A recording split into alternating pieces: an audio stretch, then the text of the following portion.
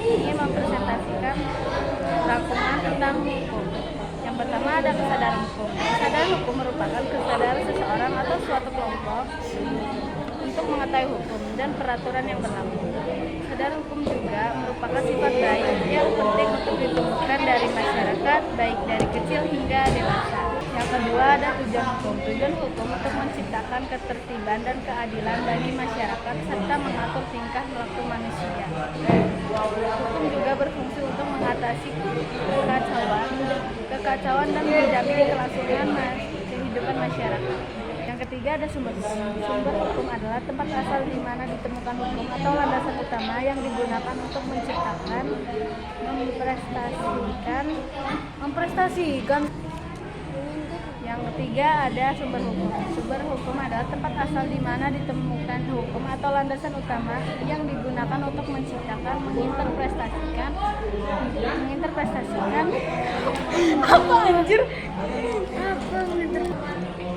Yang ketiga ada sumber hukum. Sumber hukum adalah tempat di mana asal ditemukan hukum atau landasan utama yang digunakan untuk menciptakan, menginterpretasikan dan menegakkan antar hukum.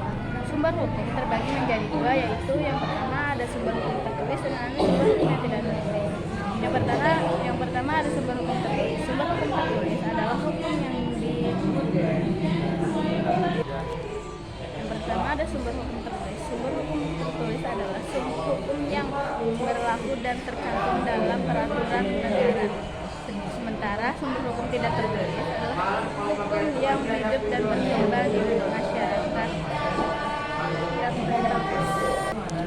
Yang pertama ada sumber hukum tertulis. Sumber hukum tertulis adalah hukum yang berlaku dan tercantum dalam berbagai aturan negara. Sementara sumber hukum tidak tertulis adalah hukum yang hidup dan berkembang di dalam masyarakat dengan tidak tertulis seperti adat atau kebiasaan masyarakat. Terima kasih.